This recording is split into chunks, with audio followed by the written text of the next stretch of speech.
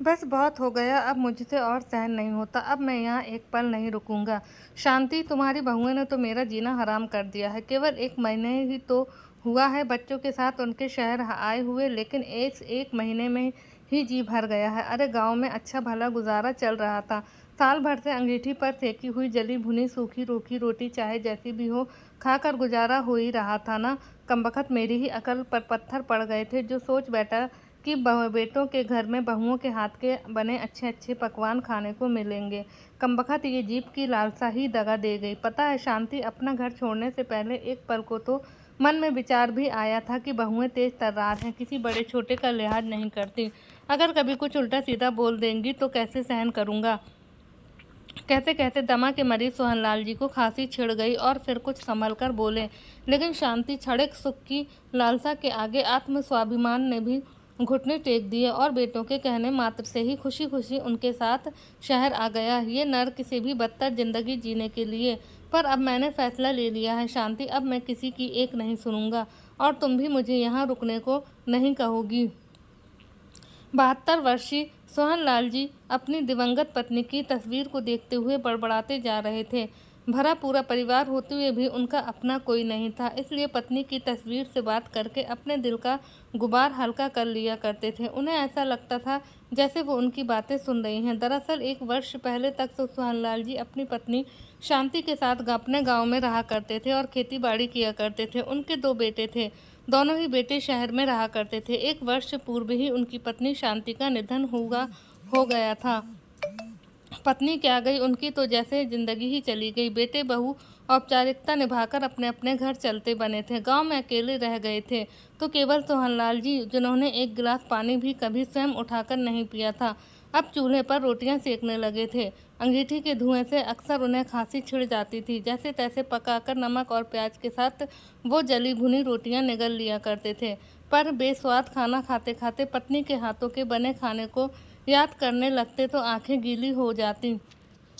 अकेलापन इस कदर बढ़ गया था कि वह अपनी मर चुकी पत्नी की तस्वीर हरदम हाथ में लिए रहते थे और उससे ही बातें करने लगे थे।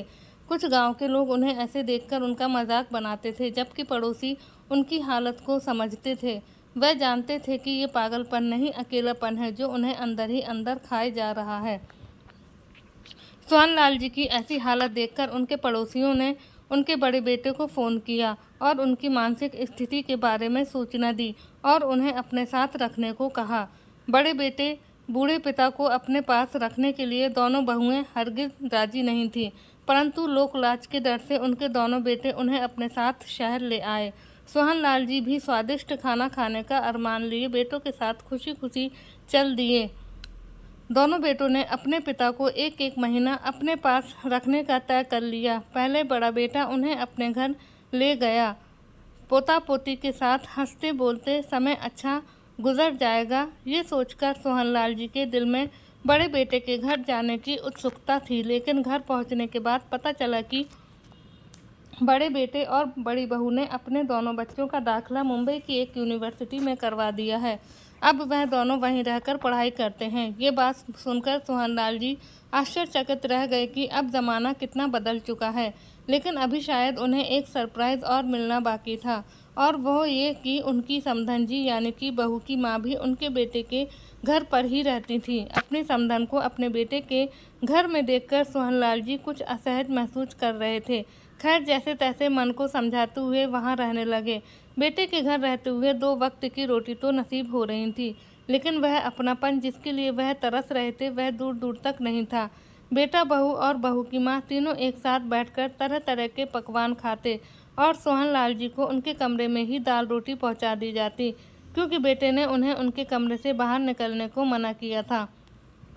बेटा बहू और बहू की माँ तीनों की हंसने बोलने की खूब आवाज़ें आती, परंतु सोहनलाल जी को इस सब से दूर ही रखा जाता।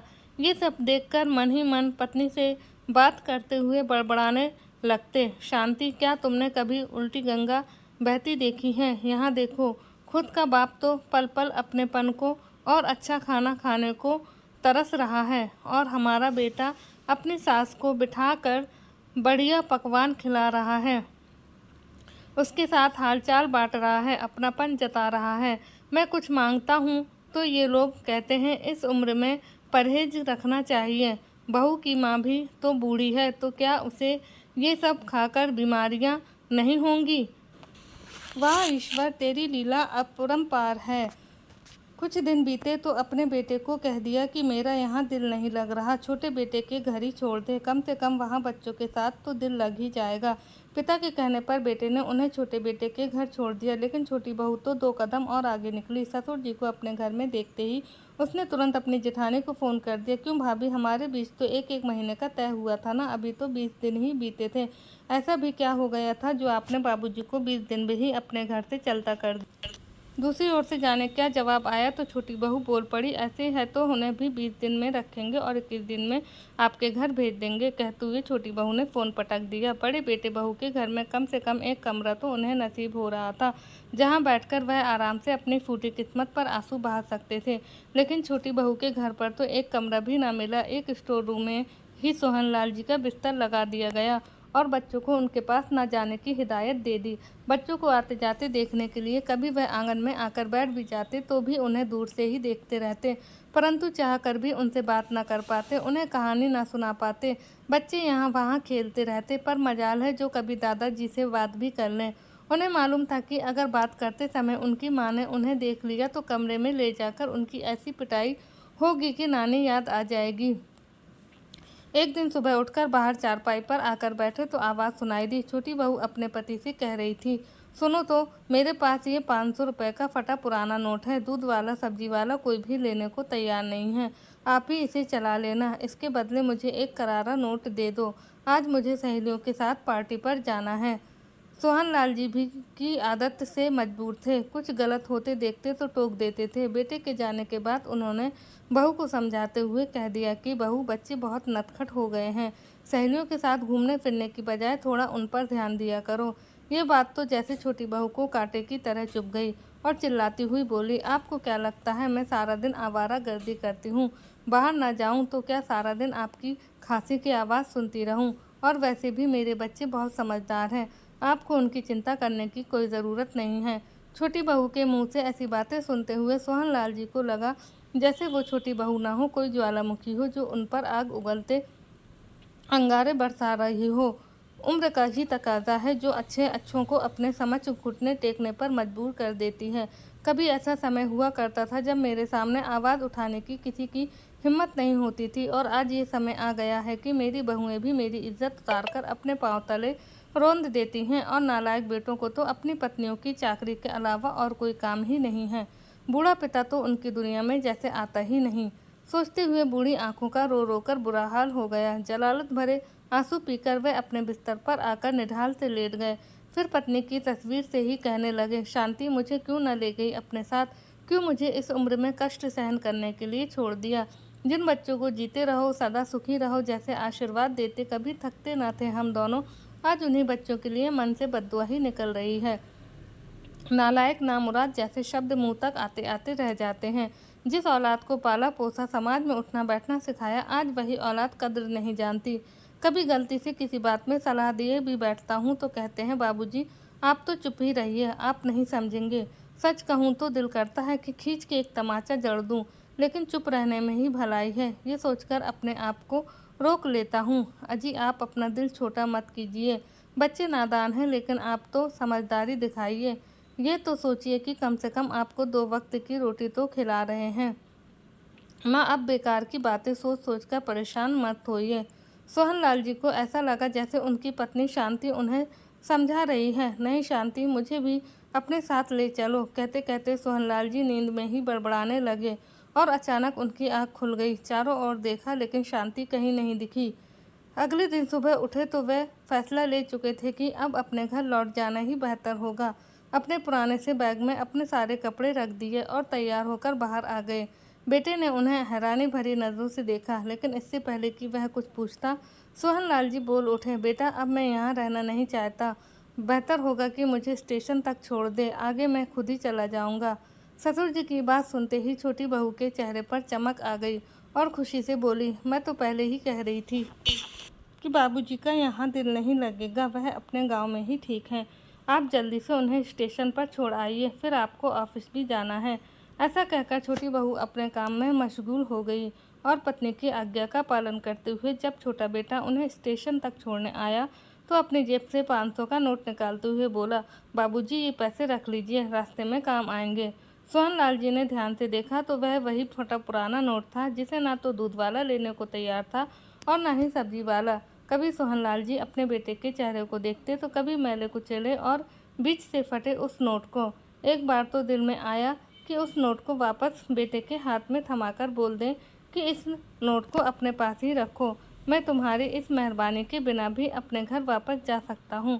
लेकिन इससे पहले वह कुछ बोलते उनके बेटे ने कहा, वह क्या है ना बाबूजी, शहर में महंगाई ज़्यादा है और तनख्वाह कम, इसलिए इससे ज़्यादा मैं नहीं दे पाऊँगा। तभी सोहनलाल जी अपने गुस्से की ज्वाला को मन ही मन दबाते हुए बोले, बेटा जब तुम दोनों का अच्छे इंग्लिश मीडियम स्कूल में दाखिला करवाया था तो मैं मुश्किल से रुपए 3000 ही कमा पाता था।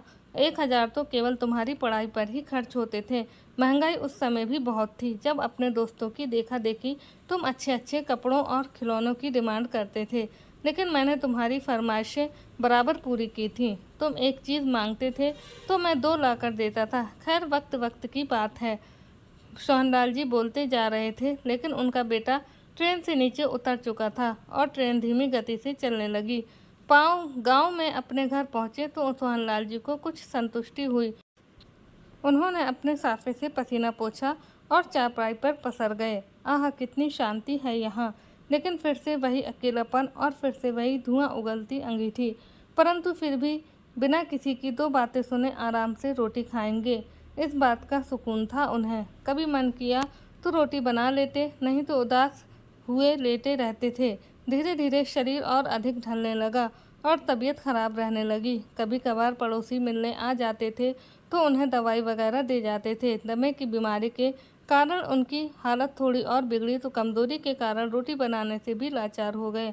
वह भूखे ही चारपाई पर पड़े रहते। पड़ोसियों ने बेटों को फ़ोन लगाकर खबर भिजवा दी, लेकिन अपने ही परिवार में मस्त दोनों बेटों को पिता से मिलने आने की कोई ज़रूरत महसूस नहीं हुई।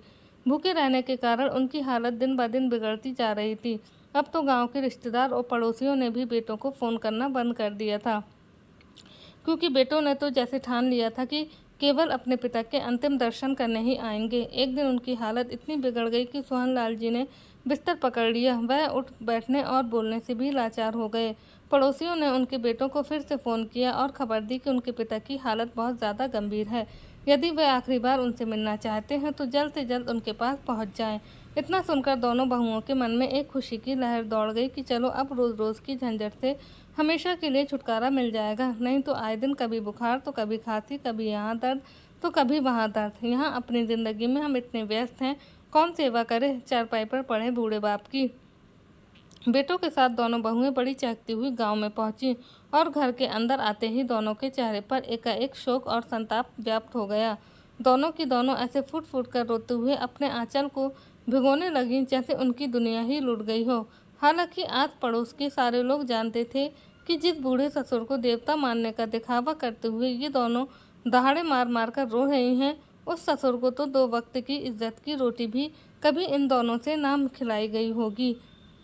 1.5-2 घंटे रोने का दिखावा करके जब भूख लगी तो अपने साथ लाए तरह तरह की खाने की वस्तुएं, चिप्स, सैंडविच और आइसक्रीम का लुत्फ उठाने के लिए कमरे के भीतर चली जाती। सोहनलाल जी चारपाई पर निढाल पड़े हुए थे। हालांकि वह उठ या बोल तो नहीं पा रहे थे, परंतु सब कुछ देख और समझ पा रहे थे। आज वह वृद्धावस्था की पीड़ा को बड़ी गहराई से महसूस कर पा रहे थे कि किस तरह उम्र के आखिरी पड़ाव पर आकर इंसान की स्थिति सड़क के किनारे पड़े कचरे की तरह अस्तहीन हो जाती है। खून के रिश्ते भी एकाएक पराये हो जाते हैं। बीमार पड़े सोहनलाल जी को देखने के लिए रिश्तेदार और पड़ोसी सुबह से आ जा रहे थे। जैसे ही कोई घर के अंदर आता तो बेटे बहुएं मुंह लटका लेते। बड़ा बेटा बोलता, क्या बताएं, अंतिम समय है, ज़्यादा सेवा ना ही करवाएं तो ही अच्छा, वरना हम भी कहाँ नौकरी से इतना समय निकाल पाते हैं। भैया मैं तो कहता हूँ कि बाबूजी को ज़मीन पर लिटा देते हैं, न जाने कब बुलावा आ जाए, छोटा बेटा बोला। तभी दोनों बहुएं दहाड़े मार मार कर ऐसे रोने लगी जैसे उनके ससुर जी सच में भगवान को प्यारे हो गए हों। सोहनलाल जी बड़े इत्मीनान से बहुओं का ये नाटक देख रहे थे। बूढ़े पिता को जमीन पर लिटाया गया तो जैसे पूरा गांव ही इकट्ठा हो गया। बड़ी बहू बाबूजी की टांगे दबाती तो छोटी बहू वाहवाही लूटने के लिए गीता पाठ करने बैठ गई। दोनों बेटों ने पिता के लिए कफन और का कपड़ा और लकड़ी की चिता भी मंगवा ली, लेकिन सोहनलाल जी जस के तस लेटे हुए थे। शाम हुई तो सब लोग अपने अपने घर चले गए। दोनों बेटे और बहुएं जो अभी तक अच्छा बनने का नाटक कर रहे थे, सब लोगों के जाते ही अपनी असलियत पर उतर आए। छोटी बहू अपनी जेठानी से बोली, ना जाने कब मुक्ति मिलेगी बाबूजी को। बाबूजी को मुक्ति मिले तो हम बंटवारा करके अपने अपने घर चलते बने। लेकिन भाभी, मैं आपको बता देती हूँ कि माँ जी का बड़े वाला हार तो मैं ही रखूँगी। मुझे तो वह बहुत पसंद था, कब से इंतजार कर रही थी कि उस हार को पहनने का मौका कब मिलेगा। आखिर वह घड़ी आ ही गई। फिर बड़ी बहू बोली, अगर हार तुम रखोगी तो माँ जी के भारी वाले कंगन मेरे हुए, उन्हें बेचकर मैं अपने लिए नए डिज़ाइन के कंगन बनवाऊंगी। मैंने तो सुनार की दुकान पर डिज़ाइन भी पसंद कर रखा है। बहुओं की बातें सुन सुनकर सोहनलाल जी अंदर तक आहत हो रहे थे। उनका दिल तो हुआ कि चीख चीख कर पूरे गांव को अपने बेटे बहुओं की असलियत बता दे, लेकिन शरीर में जान ही कहाँ थी कि कुछ भी बोल पाए। पिता के पास बैठे बेटे और बहुएं आपस में विचार विमर्श करने लगे। बड़ा बेटा छोटे से बोला, बहुत समय से हमारे घर में कोई समारोह नहीं हुआ, लेकिन इस बार हम गांव वालों को दिखा देंगे कि हम किसी से कम नहीं हैं। बाबूजी की 13वीं पर खाने की एक से एक चीज़ रखी जाएगी। छोले भटूरे, पूरी भाजी और पनीर की सब्जी के साथ साथ मीठी में मूंग दाल का हलवा, गुलाब जामुन और रसमलाई भी रखेंगे। रसमलाई तो बाबूजी को बेहद पसंद थी। खाने की इतनी चीज़ों का नाम सुनते ही सोहनलाल जी के मुंह में पानी आने लगा। सोचने लगे कि मेरी 13वीं मेरे जीते जी ही क्यों नहीं कर दी इन लोगों ने। मैं भी पेट भरकर खाना खा लेता और जीते जी मेरी आत्मा को अंदर तक संतुष्टि मिल जाती। वर्षों से इन पकवानों के स्वाद के लिए वह तरस चुके थे। उस समय स्वाद को याद करते ही उनके मुंह से लार बहने लगी। ये देखकर छोटी बहू बड़ी खुशी से बोली, देखिए तो अब तो बाबूजी के मुंह से लार भी बहने लगी है। और बड़े बुजुर्ग कहते हैं, जब लार निकले तो समझो अंतिम समय आ चुका है। बड़ी बेसब्री से सोहनलाल जी की मृत्यु का इंतजार किया जाने लगा। लेकिन 3 दिन बीत गए। अब तो दोनों बेटे कयास लगाने लगे कि आखिर बाबूजी की आत्मा अधर में क्यों फंसी है। हम सब लोग तो यहीं हैं, फिर किसे मिलने की इच्छा है बाबूजी को, जो प्राण त्यागने का नाम ही नहीं ले रहे। तभी गांव के एक बड़े बुजुर्ग, जिन्हें पूरा गांव मानता था, सोहनलाल जी का पता करने के लिए उनके घर आए तो बेटे बोले, चाचा समझ नहीं आ रहा है कि बाबूजी की जान कहाँ अटकी है। फिर वह बुजुर्ग बोले, बेटा कभी कभी कोई ख्वाहिश अधूरी रह जाने से भी जान नहीं निकलती। तुम एक काम करो, अपने पिता की पसंद की खाने की चीज़ें बनवाओ और उन्हें खिलाओ। हो सकता है वही खाने की ख्वाहिश उनकी मन में रह गई हो। बहुओं ने फटाफट से रसोई घर में जाकर बाबूजी के लिए देसी घी में सूजी का हलवा बना दिया। जैसे ही हलवा लाकर उनके पास रखा तो हलवे की खुशबू से ही उनके मन में रोम रोम जो है ना वो खिल उठा। बड़े बेटे ने उनको हलवा 1 चम्मच खिलाया तो वो पूरा कटोरा ही खा गए। लेकिन ससुर की मृत्यु की प्रतीक्षा करती बहुओं के धैर्य की सीमा अब समाप्त होने लगी थी। छोटी बहू बोली, मैं तो अपना सामान पैक कर रही हूँ, अब हम और ज़्यादा यहाँ नहीं रह सकते। हम इतने निठल्ले थोड़ी ना हैं कि किसी की मृत्यु के इंतज़ार में अपना वक्त गवाते रहें। तभी बड़ी बहू गुस्से से उबलती हुई बोली, हाँ हाँ, हम तो जैसे कोई कामकाज करते ही नहीं। बाबूजी का ठेका तो हमने ले रखा है ना। पूरे 20 दिन सेवा की थी हम लोगों ने बाबूजी की। तुमसे तो 1 हफ्ता भी ना संभाले गए थे। देवरानी जिठानी में ज़बरदस्त बहस छिड़ गई। बहू के साथ बेटे की भी लड़ाई में कूद पड़े। फिर तो ऐसा झगड़ा हुआ कि पूरे गाँव ने तमाशा देखा। कुछ लोगों ने आकर समझाया भी कि पिता मृत्युशैया पर पड़े हैं, तो इस समय ऐसी बातें करना तुम्हें शोभा नहीं देता। लेकिन उन लोगों को कहाँ परवाह थी। बिना किसी लाज शर्म के उन्होंने झगड़ा जारी रखा। वहीं थोड़ा भोजन पेट में गया तो सोहनलाल जी के शरीर में कुछ जान वापस आ गई। उनका शरीर कुछ हरकत में आ गया और थोड़ी बोलने की ताकत भी आ गई। ये देखकर तो बेटे बहुओं के होश ही उड़ गए। परेशान होकर वे सोचने लगे कि अब क्या किया जाए। खैर, जैसे तैसे रात बीती और सुबह हुई तो बड़े बेटे ने पिता को भी दूध के साथ 2 ब्रेड खिला दिए। चाय नाश्ता करके वे सब अपने अपने घर जाने को तैयार हो गए।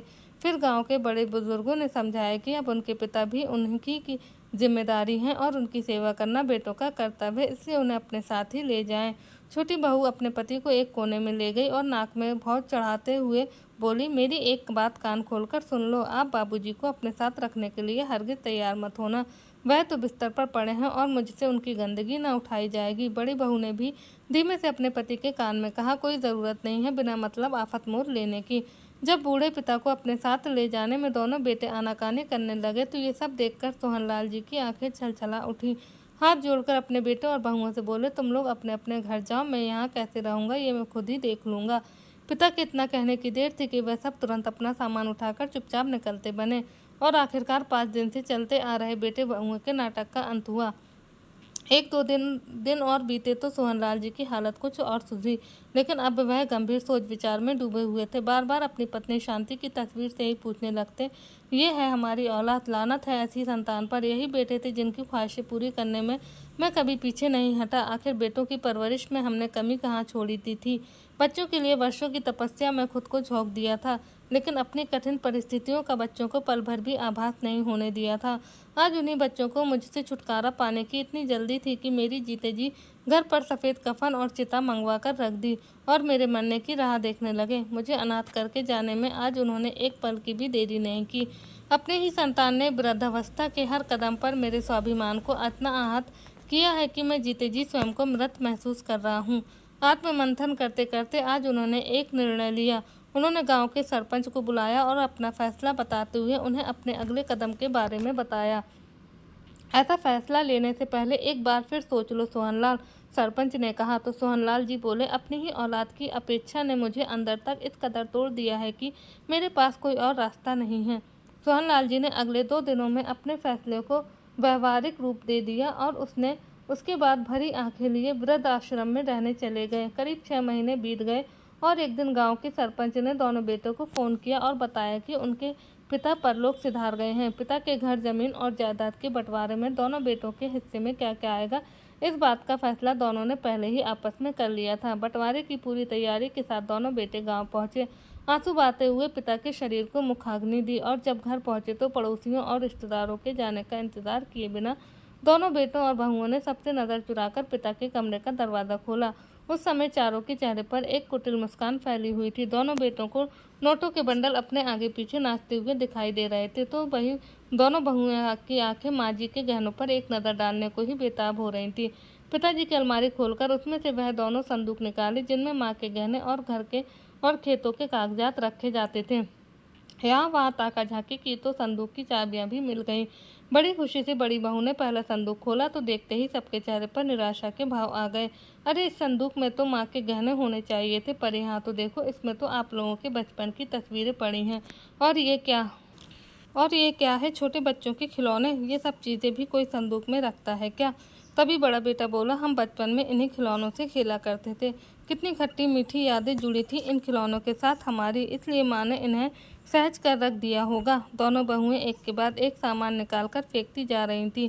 बहुत सी चीज़ें निकली, लेकिन जिस चीज़ को वह ढूंढ रहे थे वह नहीं मिली। फिर बड़ी आस के साथ उन्होंने दूसरे संदूक का ताला खोला। संदूक में सबसे ऊपर एक थैला रखा था जिसमें कुछ पैसे रखे हुए थे। वे चारों लालची नजरों से उस थैली में देखने लगे। पैसे निकाल कर गिने तो पूरे 50,000 थे। उसी के साथ एक और लिफाफा रखा था जिसमें वही 500 का पुराना फटा सा नोट था। और देखो क्या रखा है संदूक में, छोटी बहू बोली। तो छोटे बेटे ने सारा सामान निकाल दिया, लेकिन उसमें उनके बचपन के छोटे छोटे कपड़ों के अलावा और कुछ नहीं था। अरे, ये कागज़ तो हमने पढ़ा ही नहीं, ज़रूर इसमें बाबूजी के बैंक अकाउंट या उनकी संपत्ति के बारे में कोई जानकारी होगी, बड़ी बहू बोली। तो बड़े बेटे ने वह पत्र पढ़ना शुरू किया। लिखा था, इतनी बेसब्री से क्या चीज़ ढूंढ रहे हो बेटा? तुम्हारी माँ के गहने और मेरी संपत्ति। अरे बेटा, हम दोनों की अनमोल दौलत तो तुम्हारे बचपन की ये यादें ही थीं जिन्हें हमने बड़े सहज कर रखा था। लेकिन तुम अपनी ज़िंदगी में क्या मस्त हुए कि अपने माँ बाप को ही भूल गए। जानते हो किसी इंसान के लिए दुनिया का सबसे बड़ा दुख क्या होता है? अपनों के होते हुए भी किसी अपने का पास में ना होना। और बेटा, उस समय दुनिया की कोई दौलत या संपत्ति काम नहीं आती। तुम्हारा बाप अपने अंतिम समय में हर पल अपने बच्चों के साथ को तड़पता रहा, रोता रहा, बिलखता रहा, लेकिन तुम्हें वह आंसू नजर नहीं आए। दो बेटों के होते हुए भी अपना अंतिम समय में वृद्ध आश्रम में गुजारूं, इससे बड़ी लानत की बात तुम्हारे लिए और क्या हो सकती है? मैंने अपने खेत की ज़मीन, ये घर और बाकी की संपत्ति इस वृद्ध आश्रम को दान कर दी है, जहाँ अंतिम समय में मुझे शरण मिली। और हाँ, जो 50,000 मेरे संदूक में से निकले हैं वह मेरे अंतिम संस्कार का खर्च है, क्योंकि मरने के बाद भी मैं तुम पर बोझ बनना नहीं चाहता हूँ। और इसी के साथ लिफाफे में 500 रुपये का नोट रखा है, वह मेरे छोटे बेटे के लिए है। बेटा, ये वही नोट है जो ना तो दूध वाला लेने को तैयार था और ना ही सब्जी वाला, और मेरे गांव आने से पहले तुमने ये फटा पुराना नोट मेरे हाथ में थमाकर अपने कर्तव्य की इतिश्री कर ली थी।